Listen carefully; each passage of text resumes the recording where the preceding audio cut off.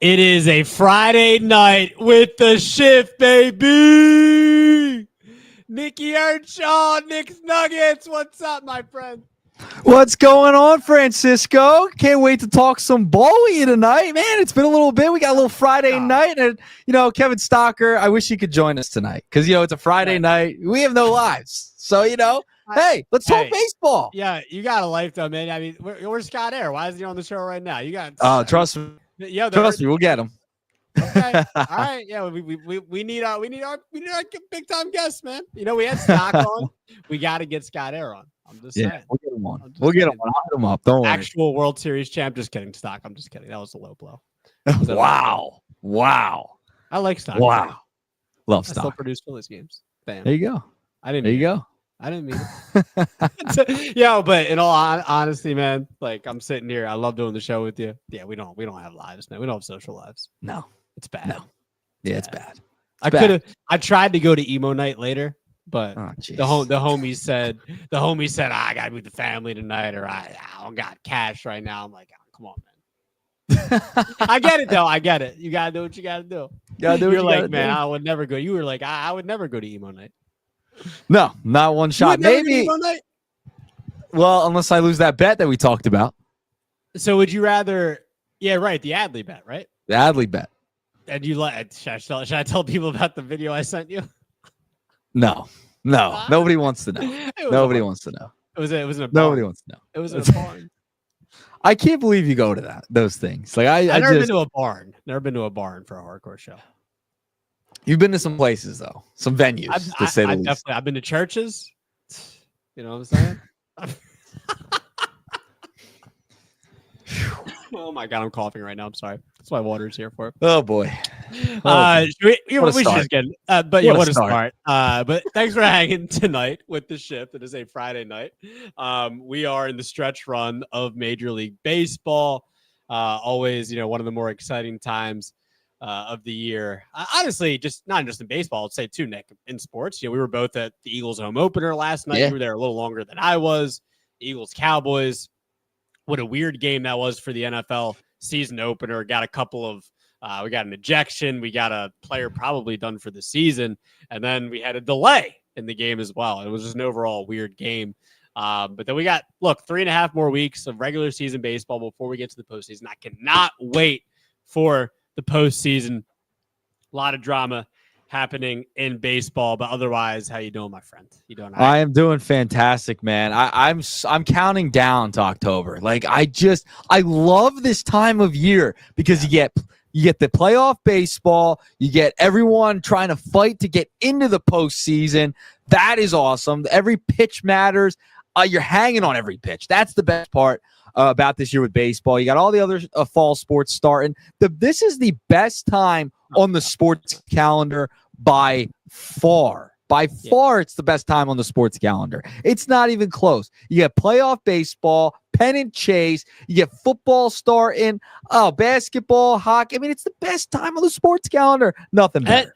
And you're just missing one of the best, though. U.S. I knew you were going to bring it. I did omit it. Man. Sinner's probably going to win the tournament. It's going to be Sinner Alcaraz final. I think Sinner's playing out of this world. But no one wants to hear about tennis, so I'm not going to dive too deep into that. That's true. Wants to hear that. But yeah, I would say, and we're going to get into the Open just one second. I would say real quick that this time of year, especially like October is going to be, football, basketball is going to be starting, hockey, and then you're going to have postseason baseball. But then I would say like April, May, June, like that time is a pretty good time too. Cause like baseball's starting up, you're getting postseason hockey and basketball. I guess you're not getting football, so there's no football there. Maybe fall's the best. But it's close though. It's close though, because I love the postseason for the other sports too. So, true, but there's nothing like playoff baseball. There's nothing like playoff baseball. Yeah, I would agree. You know what? Honestly though, I still think hockey has the best playoffs. No way. You're going to sit here on a baseball show and say hockey is the best postseason? Baseball is my favorite sport. I love baseball. Baseball has incredible playoffs. But hockey, man, I'm going to be honest with you, man. And you like hockey too. Yeah, it's good. Nothing like overtime hockey in the Stanley Cup playoffs. I'm sorry, man. Like every pitch matters and every pitch is but like every shot on goal in the Stanley Cup playoffs, not just in regulation, but when it comes to overtime, late in games, like it's like I miss the Flyers, and I'm not trying to get too deep in here. When your team is playing in the playoffs and it's a close game, every shot on goal is a heart attack. Every single one. And there's nothing more nerve-wracking than that. Playoff hockey's great. It's not better than postseason baseball, man. Just you're hanging on every pitch for 9 innings. Are you serious? It's great. It's awesome. It's amazing. It's awesome. I don't disagree with you. But let's do it. So let's start off with the and I don't know, man. And we're gonna get into this as far as the question goes about this topic. But to start here, Rafael Devers, who I guess he was kind of admiring his home run ball. Did he hit the right field? I think he was really checking to see if it was going fair or foul. But Rockies pitcher who has had a tough year, I still think is a pretty good overall pitcher, but has had a tough year. Kyle Freeland, as Devers is watching his home run, is telling Devers, get the F around the bases. What are you doing? Stop trying to pimp at your home run that you just hit. So, Nick, I feel like we had this conversation about one of these instances every so often. It feels like it's been a minute, though, especially with this. It feels like we've kind of slowed down with this. At least I think. Maybe you can remind me of anything recent. Bench is clear. I think Matt Chapman recently has gotten a suspension because he came to Devers' aid. Bench is clear. Big brawl.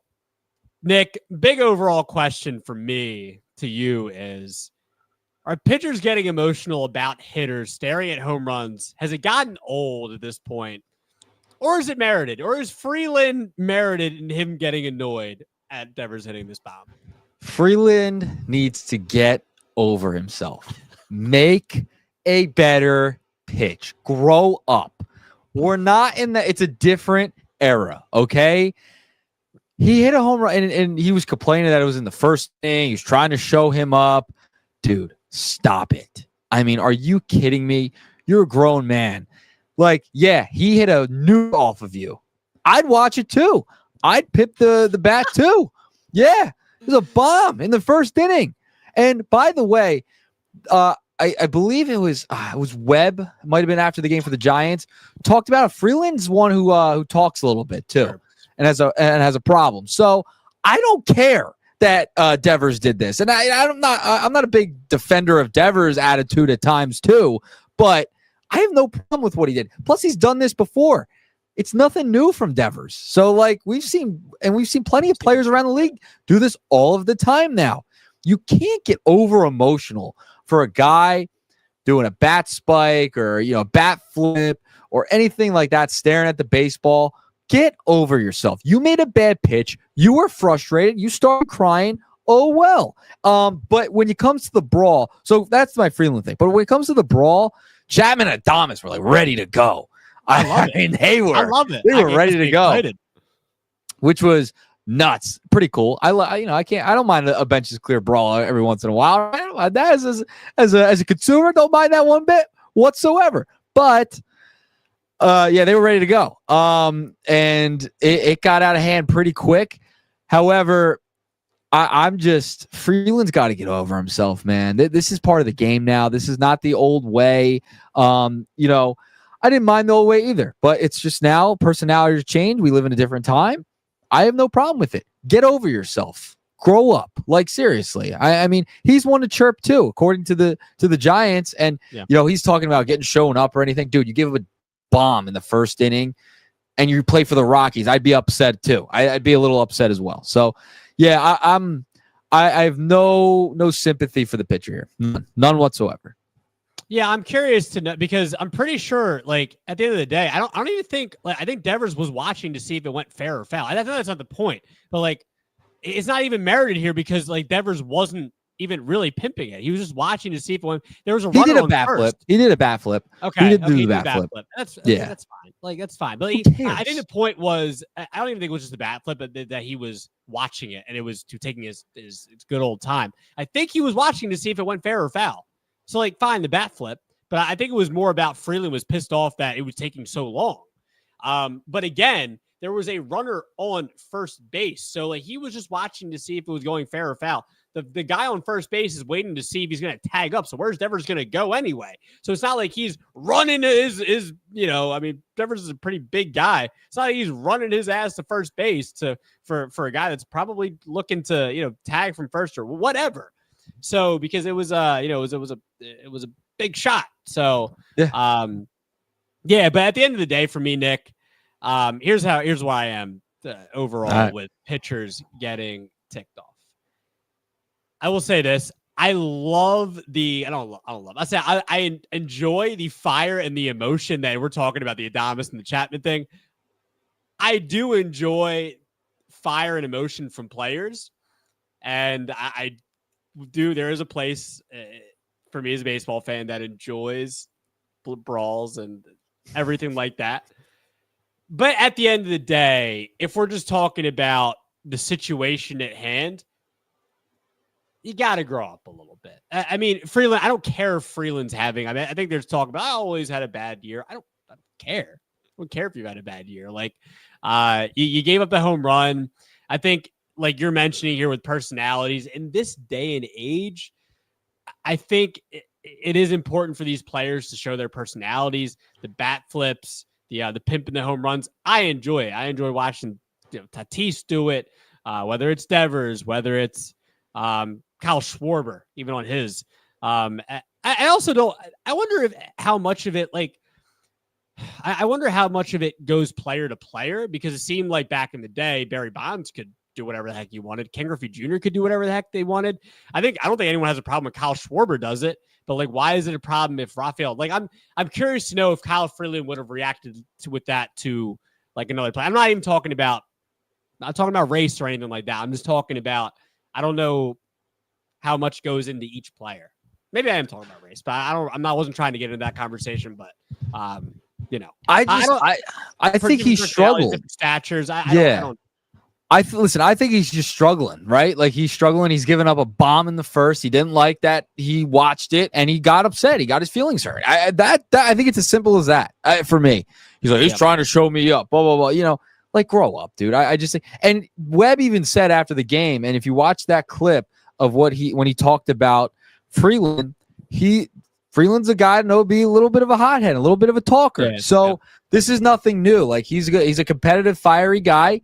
He got upset, and he probably shouldn't have. But to blame it on him trying to show a guy up, I mean, grow up, dude. Everybody across the league does it. Like, it's a different time, and it's not. I think he got upset that he gave up a home run, a bomb like that, and he made him pay, and he showed off a little bit. Fine, whatever. I don't have a problem with him showing off a little bit, and I don't have a problem with any player showing off a little bit if you hit a bomb like that in the first inning to give your team the lead. I have no problem with it. You should be able to do that. Yeah, I mean, and again, I think it is a part of some of these players' personalities, like going back a decade now, but the Joey Bats bat flip home run in Toronto.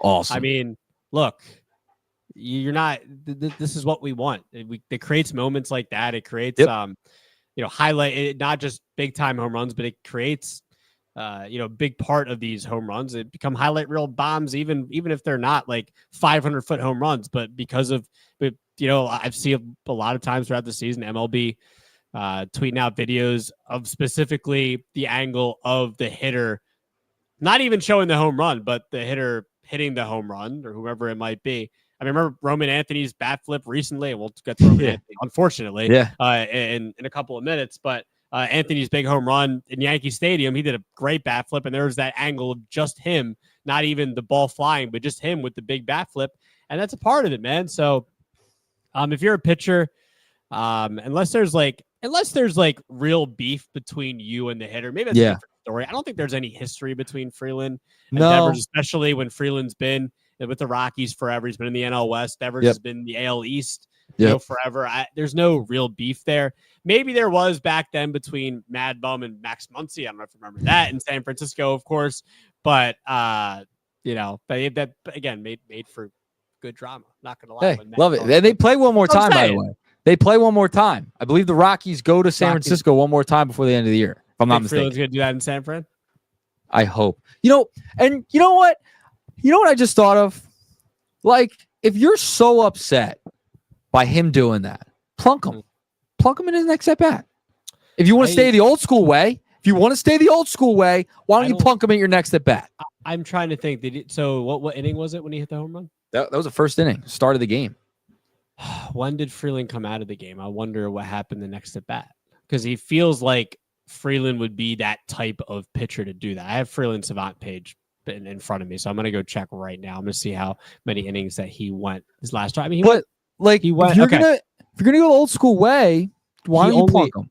Did he even finish? Instead of start crying, running over to the first base line, Did he even finish? It says it near no inning. He got ejected. Yeah, duh. Yeah, I was gonna say he got ejected. It said no innings pitched, so I was like, how did he got ejected. Yeah, he got ejected. Correct. So then plug him. Yeah.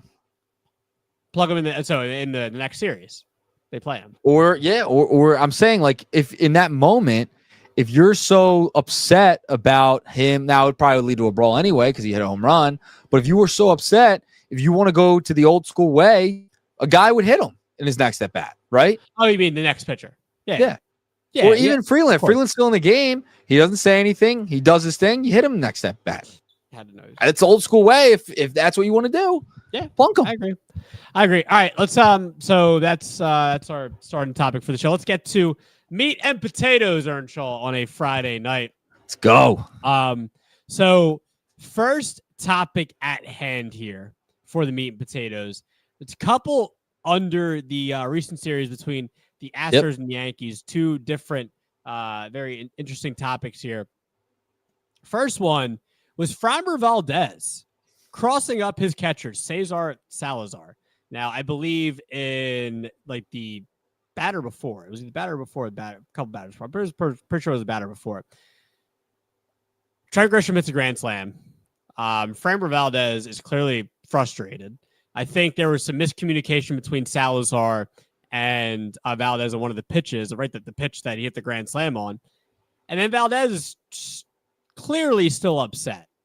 And Valdez throws, I think it was like a sinker right down the middle, and crosses up Salazar. It's like a 95-mile-per-hour sinker. Hits him right in the chest. And Valdez, no sympathy at all. A normal reaction for a pitcher if they cross up their catcher, like, hey, I'm sorry. Like, I could really hurt you. And does not like, he turned his back and he's like all pissed off. And I'm going to start here with Nick with the first one here about the Yankees and Astros. I would probably lean towards he probably did it on purpose. Even if he didn't, there is no remorse at all. He just turned his back and he was just pissed off. Are you kidding me? What does that say about you as a teammate? Are you, I mean, this has been talked about. I'm probably not really saying anything differently than it's already been said. I think Will Middlebrooks on CBS said something very recently, probably kind of similar to how I feel about this. I mean, if I'm Cesar Salazar, I think I'm taking Valdez down to the clubhouse and saying, like, I'm going to, like, let me get a fair one. I'm dead serious. Like, I am I wrong? I just, like, the reaction says everything. Whether it was intent or not, the reaction says everything about you as a person. I don't care how pissed off you are in the moment. It was like, what's his face against the Phils last year with the Rays that hit Castellanos. Clearly, maybe didn't hit Castellanos on purpose, but he was pissed off about the inning that he was having, and he hit Castellanos. It was clearly like he was just pissed off at the way he was pitching. And a brawl almost ensued between the Phillies and Rays, and kind of says something about you as a pitcher and as maybe as a person too. Same thing with Valdez here. I don't know if it doesn't matter if it was on purpose or not. The fact that you did not look to your catcher and say, hey, are you good? Because Salazar got up. It was like, what are you doing? It was also like, you're not going to say sorry? Because that's the normal thing to do in the situation. So, I mean, if I'm Salazar, I'm like, hey, dude, I'm getting a fair one. And let me get a fair shot at you in the club. I'm not dead serious, not kidding. So, What are your thoughts on the Valdez Salazar thing? Yeah, it's funny. We're like really like talking about a lot of emotional pitchers today, right? Yeah. Like, back jeez, yeah. My gosh, like guys, like get it together. Yeah, the reaction was everything. It's everything. They could talk about it after the game. I think Espada was like, "Oh, there's a lot of misinformation out in the media." Dude, we saw it with our own eyes. Like, we saw the whole what's the thing. manager going to say? He's not going to. Yeah, come on. Like, the fact we're talking about these emotional pitchers getting upset after like a home run, this, crossing up your own catcher is crazy. Like, you got to figure that out. Like, you can't, if you're trying to be in a pennant chase, you're playing against the New York Yankees, right? Like, you can't be doing stuff like that. You got to be on the same page with your catcher, right? Like, I don't care who's in the right, who's in the wrong. The fact you crossed up your own catcher, your own teammate, this isn't even going against your own guy like we talked about with Devers, right? This is your own teammate, a guy you share the locker room with. And you're going to do that to him? Potentially hurt him? Really? Yeah. Your own guy. It was the reaction following it. No remorse, nothing afterwards. That is the biggest tell. He didn't care. He was mad. He got upset, and he almost hurt his teammate. I mean, it's as simple as that. It's a bad look. I know the Astros are trying to move past it. They're taking it day by day, and they met in the manager's office, blah, blah, blah. That's a bad look. That's something that could tear a team apart, Francisco. Absolutely. That could tear a team apart. When you are our teammates and you almost intentionally hurt your own teammate, that's crazy. As much as you want to be upset, you messed up a pitch, whatever it may be. It's crazy. Crazy. Yeah, I wonder what his other teammates think about him from that perspective. It's really, really, really frightening, to be honest. Like, I mean, you're playing with a 95 mile per hour fastball. Yep. We're not playing. We're not playing. We're not playing volleyball. Not playing wiffle ball back here. Yeah. It's not wiffle ball. I don't know why I said volleyball. I was trying to think of a softball. Volleyball was soft there. So that's the one I came up with. Wiffle ball. That's what I came up with. Wiffle ball's good too. Pickleball, we can do that too. Pickleball. Okay. Next topic under the Yankees Astros tree right here is that Taylor Trammell, who hit a double against the Astros. He was a former no, he's on the Astros now. Former Yankee. Yes. Former Yankee. And he hit a double to left field. Hit off the wall out in left field. Off Bednar. And Aaron Boone came out and said, I think there's something wrong with his bat. And they took a look at the bat. And there's like a weird scratch off on the bat towards the top. Very weird. Never seen that before. I think David Cohn said on the broadcast too. He was like, I never seen that before.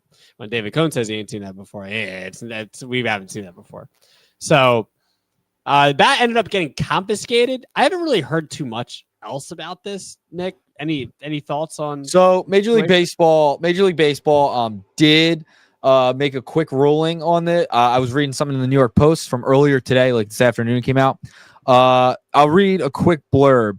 So according to the New York Post, quote, the Yankees were right that the bat Taylor Trammell double with for the Astros in Thursday's Yankees victory did not meet MLB regulations. However, unlike other controversies involving the Astros, there will be no repercussions following the bat's removal from the game, according to a source, since it was ruled Trammell did not gain an advantage from the bat. According to MLB guidelines, any two-color bat must be divided into two sections, one of each color, and that transition must occur at the 18-inch mark from the knob.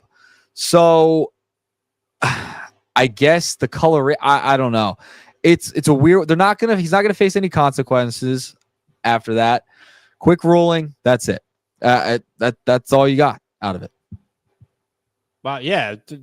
Never seen that before. No. By the way. It gives you George Brett vibes, I guess, a little bit. I mean, we weren't obviously what Boone, I feel like, as any other opposing team would be looking for is see if it's corked. I mean, that's the thing. Sure. I think it's just the coloration. Could have been shaved off, whatever it may be. I was listening to Foul Territory podcast. Todd Frazier, or was it Todd Frazier? It might have been Kratz. Yeah, I think it was Todd Frazier and Kratz. Yeah. I think it was those two. they were talking about how like they would do stuff like that and they would shave like the bat off in batting practice, but that was like a batting practice bat. I don't want to say, and Trammell was a former Yankee too, so I don't think the Yankees, would love doing this like to their former guy, but you also have to remember, but I think and they were saying like they used to do that, like they used to do it to batting practice bats, whatever. But the thing here that's interesting to me is because of the history between the Yankees and the Astros. Absolutely. The Yankees are going to try and find every advantage they can and check out everything they can. I know Trammell used to play for the Yankees, but the Yankees and Astros have a history. I think that is part of this equation. But it's not getting talked about as much. I feel like that's really a big part of this. You could be right. I think you're there's probably some merit to that. We all know what happened. We all know what happened before with the Astros and Yankees. It's there. They're gonna check everything. If you're the Yankees, you're like, what are they doing there? What are they doing? So and it's a different team now. It's a different manager. Everything. Yeah. But there's still some guys that are on that team. You don't think they're past it though? I mean, it's just no. No. I don't think it's not about being past it. It's about just being aware, right? Like, all right, these guys have done it before. Let's just make sure. Let's double check here. Like, so that'll always be in the back of their minds, right? Like, you played against these guys, you lost to them, they got accused of cheating, the whole thing, right?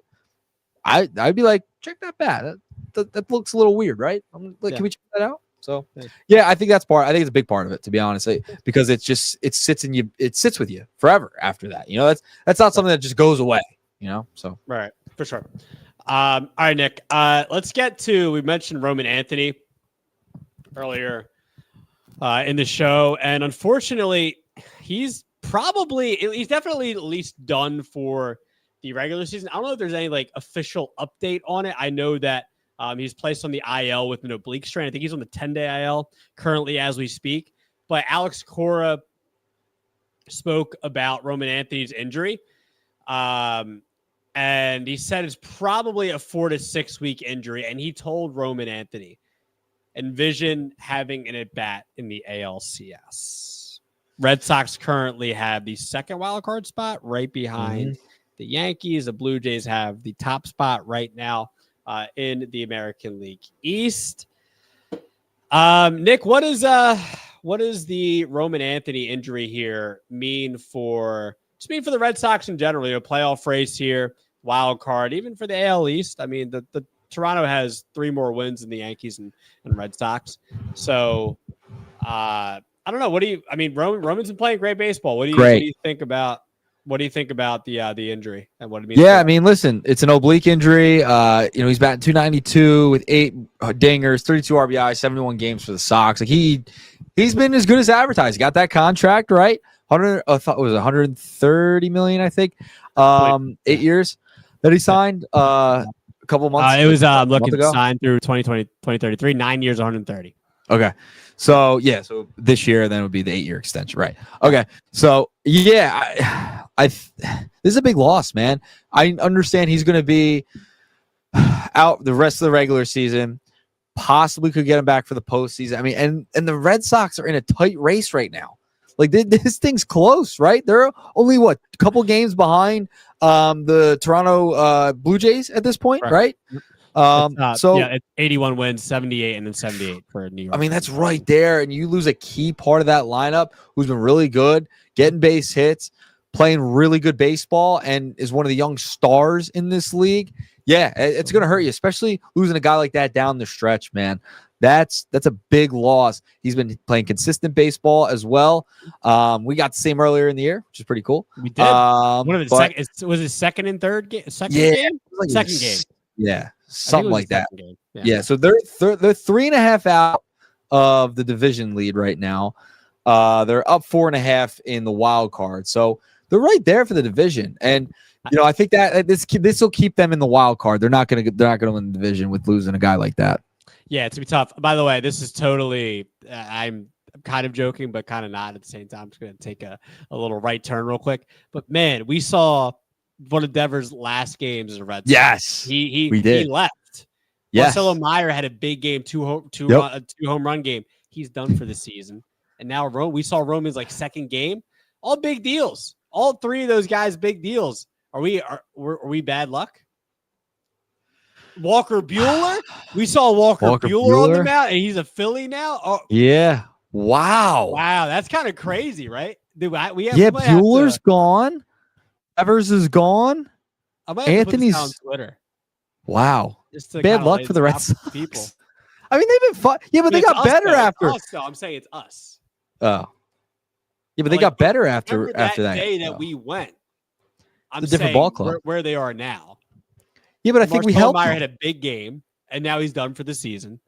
Walker Buehler's in where we are. Devers, and we saw one of Devers' last games. Walker Buehler, rare good start this year. Rare good start. He had not been good this year.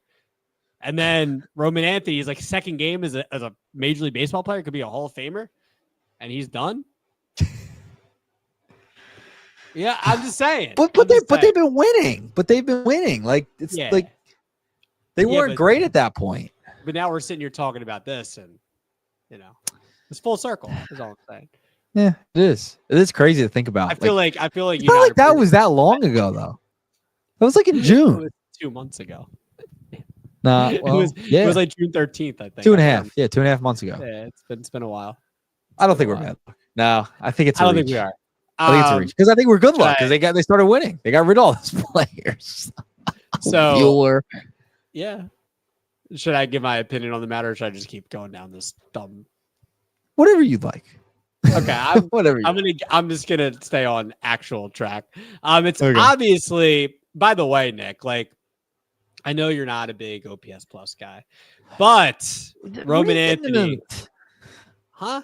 I just want to put in context on. Okay, I'm an OPS plus guy. What are you? I feel like you don't like OPS. Plus. I like. That's fine. It's a good stat. Feel like you're an old wins matter for pitchers. Home runs, RBI, batting. We know average. that. We know that not to be true. Okay. We know that not to be true. Okay, I'm not. Some of that I was speaking truth though for you. You're a batting average and wins guy. Not a win. Well, I'm a wins guy just in general. Baseball's a little different. Did Taiwan Walker's 15 wins really matter in 2023? What's that? I mean, hey, it's a fair point.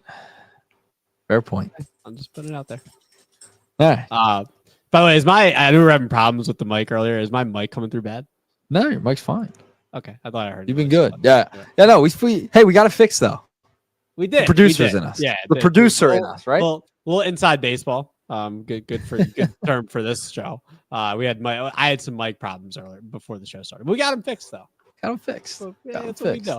But like clearly, like I'm just gonna echo your thoughts. Like I was gonna use OPS plus just to say like Roman Anthony now, compared to Bregman, who's also missed time, but 95 games this year. Roman Anthony clearly, was called up in June, but in the 71 games, does have the highest OPS plus on the team. Highest OPS plus. So, I mean, he's been, like you said, consistent baseball, especially, he came up in June and his numbers weren't like fantastic in the month of June, but July and then August he had 6 home runs to go along with another month of an OPS over 900. He has been a big part of the offense. Now their offense is still, relatively good without him. It has been, a strong part of this team, but look, man, Roman's come up and he's been a big part of the offense. So I do still think they can be a playoff team without him, but it does, Cora's talking about ALCS. I still question the rotation a little bit. And now with their offense without him, it's a little more of a struggle. So, yep. Yeah. I mean, it'll be a loss, man. It's going to be a loss. I would count the division out at this point. I think they'll hang in there in the wild card, but yeah, division, it's probably out of the works right now. Yeah. Next one, Nick. I actually really want your help on this because I'm trying to really figure out, and maybe Mets fans can give us some insight here because I know Kodai Senga has not been very good lately at all. He's been very bad. Numbers overall in the season still pretty good. Speaking to how good he was, in about his first 14 starts. And his first 14 starts of the year had 1.39 ERA. Since then, 6.56 ERA in his next 8 starts. I don't understand why. So the story here is that the Mets are optioning Kodai Senga down to AAA, bringing back up Francisco Alvarez. I don't understand the sense. I mean, now Kodai Senga has agreed to go down to AAA. I don't know. 2023, his rookie year, had pretty good numbers in the second half. Good numbers the whole year. I don't know. I think the Mets need as much help as they can get, really, as far as their starting staff concerned. I know they've been relatively good this year. And probably, especially the first half of the year, probably playing a little over their heads. What sense is this making? Why are they sending him down? This is not like a Brett. I know he's struggled. But I guess he's on the same page. I just don't get it. You tell me.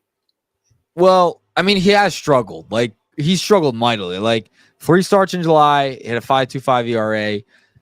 6 starts in August, it was up over 6. Like, he hasn't helped them. Like, he hasn't helped them. Like, so why don't the Phillies send out Aaron Nola? He's been horrible this year. Like, why aren't they sending him down? Like, I get it. It's a bold move. He struggled. He has struggled. It is a little odd. They need all the pitching they can get. They're bringing up some of these young guns too. I guess coming up. Throat's coming I up. guess they really get that, but I guess they want. I guess they want to try and figure out. Are they looking at these last 2 months and being like, "Oh my gosh, like he really needs help"? Like, I think this is essentially what we're. Yeah, I think that's essentially what they're saying is like. I think. You go ahead. I mean, you've seen players get sent down and then come back up and they're great. Maybe they just need some work. Yeah, it's just weird because his rookie year, a couple years ago, he almost went to great. Runner up for rookie year, yeah. I mean, he's got his ghost fork is one of the nastiest pitches in baseball. I don't know. I'm missing something, but I get they're ultimately on the same page. So, the Mets are in this chase. I really think it's probably the Phillies division to win there. I don't really think the Mets really getting there. But and the Reds haven't been playing good baseball. So, I mean, they're 5 back of the Mets, and the Mets had the last wild card spot. I don't know, man. I maybe there's something I'm missing, but I guess you can see it more than I do. Well, they were using the 6-man rotation too. So, I mean, they can afford to do this. Right. Correct. And I guess they want to try and get him right before the postseason, like just try and get him back to at least be a serviceable pitcher because he hasn't been serviceable as of late. Listen, it works for some guys. Some guys need to go down to the minor leagues, figure it out. I mean, usually it's a relief pitcher for the most part, but I mean, you can do it for starting pitching too. Hey, maybe this could be a genius move by the Mets. All right, you send him down for AAA for like next couple of weeks or so, get him a couple starts, etc., and maybe he comes back and he's okay. Yeah. All right, stay tuned. We have a blind ranking. Excited. Yes. I got one for Nikki Earnshaw. So stay tuned. I'm very intrigued. But we are going to get to stat of the week, prospect of the week. Dick, give me who you got prospect of the week. All right. So this one, I've been excited to do this. When was the last time we did a prospect of the week? Do you remember? Who did you say? It was a catcher from Tampa Bay. It's from Tampa Bay. Yes, it was one of the Tampa Bay top prospects. This one, I'm going to go with one of the top 100, one of the guys at the top of the list. Okay. We're going to go right here. We're going to go in with the Pittsburgh. Oh, wait. Hold up. Brought up the wrong one. Here we go. All right. Here we go. Brought the wrong one. Lock in. I had a couple. Listen, it's been interesting the past couple of days. So with that, as my computer wants to be goofy over here, why don't you give me the stat of the day first? Yeah. So thank you. Yeah, I got it. Actually, I got it. Okay, he's locked in. Here we go. We got it. All right. Colt Emerson from the Seattle Mariners. Yes. Listen, past 10 games, he has been cooking, batting .342 over his last 10, .456 on base, .630 slug. He has been really hot as of late. Right now, he is one of the top prospects in baseball. He is number 11 on the top 100. This is a guy you want to watch for. He has been raking down in Double-A. His last 10, he's been so good as of late. So that is a guy you got to watch. He had 2 hits the other night, a double, 3 total bases. He's had a couple of multi-hit games over the past 10. He had a nice little hitting streak for a little while there as well. So he is somebody to watch for in that Seattle Mariners organization. Seattle's got some young guns coming up, man. They do. So stat of the week for me, Nick. This is just a great opportunity to talk about somebody who I don't think we realize, maybe he's not getting talked about enough. But someone who might be, this type of season, late in his 30s, really can be making a case for the Hall of Fame. And we just saw closer going to the Hall of Fame, Billy Wagner. And there's not very many closers or relievers in the Hall of Fame. I think Wagner's one of 8 or something like that, one of 7. But Aroldis Chapman, Nick, is having an unbelievable season. His ERA is 1 right now. That's not the stat I'm going to go with. But we can just talk about Chapman's year in general. So MLB Network posted this a couple days ago. Lowest single season OPS live ball era since 1920. Here are the top 5. So, and I will actually go 5-1. Dennis Eckersley in 1990, single season OPS allowed 397. Emmanuel Clase last year, 392. Eric Gagne, 03, historic, 374. Craig Kimbrell back in 2012 for the Braves, 358. And number 1 right now, as it stands, depending on how the year ends, Aroldis Chapman at 353 in 2025. Guy is having an unbelievable season. Unbelievable year, Nick. Aroldis Chapman. So 353 single season OPS allowed. It's unbelievable. I mean, he's having the best season of his career at 37. I mean, who would have thought? Yep. I mean, he had some, came up with the Reds, about 15 years ago now, I want to say, and throwing 104. He's still almost throwing that. So, yeah. I mean, it's pretty unbelievable. It's funny. It's funny with Chapman. I mean, he was a guy that was considered to be possible trade targets at the trade deadline when we were going to the ball game, right? Because we didn't think Boston was really going to be in contention. We thought they move off of him because he's having such a good season, right? Like, he's been so good for the Red Sox this year. He's been awesome. The fact it's like his best year of his career is insane. So I love that. Yeah, Chapman's been cooking this year. Hopefully he doesn't fall apart in the postseason. Yeah, I want to get the one more stat. I think he hasn't allowed a hit, or not allowed. Is it what it is? I just want to get one more. I'm going to find it real quick. Where are you? So this is a couple of days ago. I don't know if it still stands, but a couple of days ago it stood that Chapman has not allowed a hit to the last 46 batters he's faced. 1 ERA, 115 batting average allowed in 54 innings this year. It's unbelievable. Wow. Unbelievable. I mean, 46 batters, no hits. Crazy. It's crazy. All right, Nick, you ready for the blind ranking? I'm ready. I'm very curious what you got. By the way, Yannick Sinner, Felix Auger-Aliassime team did take a set off center, so we might have a match. So let's do the blind ranking. So I can go out to tennis. Here we go. Yeah, that's what we get. I had to mention tennis one more time. That's all you're gonna get. So cherish it. So Nick, I'm pretty good at this. I feel like I'm getting pretty good at like the timing of some of these blind rankings. Like I'm getting good at like the reasoning behind the blind ranking. Like each one, it's like a good time for it. Like the Canadian. Remember I did the Canadian, the top 5 Canadian seasons because it was Canada Day, stuff like that. I think I'm getting good at these. So tomorrow is, I believe, the 30-year anniversary of Cal Ripken breaking the Ironman streak by Lou Gehrig, initially. So he broke the record. So, Nick, I'm going to give you, and I think most would say that that's a pretty unbreakable record. I'm going to give you top 5 unbreakable records. I'm going to give you 5 records. Okay. And I want to get just go in order, of what you think. So I'm going to go each one, and I'm going to start with, I'm not going to go there first. We'll go with Hack Wilson. I forget what year it was, but he had a 191 RBI season. So if you want to start here. Hey, by the way, it was 1930 for the Cubs. 56 home runs, 191 RBI. That's the most RBIs ever in a season. Wow. Where are you putting Hack Wilson? Hack? I'm going to go 2. Okay. Hack's going to go 2.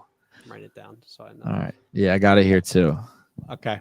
Let's go to Nolan Ryan, 5,714 career strikeouts. Strikeout record. Yep. Man, this one's tough. I'm going to go. Damn. I'm going to go 3. Okay. All right. Let's go. I like this. I forget what his actual first name is. They just called him Chief, but that's exactly what they called him. If there's Baseball Reference page, it says they just referred to him as Chief. Chief Wilson still owns to this day. He did this in 1912, in the season of 1912. Owns the record for most triples in a season. He had 30. He had 36 triples, which is absurd. It's insane. That's absurd. Like absurd. This one's tough. You got me on this one, man. Okay. This is a tough one. Oh man. I feel like you still got other ones in there, so I'm gonna go 4. You go 4. Okay. I don't like this list at all. All right. This blind ranking sucks. Cy Young has the most wins ever. 1. Of course. 511. You're going 1? No one's touching it. Yeah, no one's gonna get it. Okay. Yeah, but no one's ever gonna touch that again, especially in today's game. Definitely not. Yeah, not today. Probably not Nolan Ryan's either. I don't. Yeah, there's not gonna be enough innings to get to 5,700. No. Skeens getting to 5,700. No. All right, and the last one, which you will have here at 5.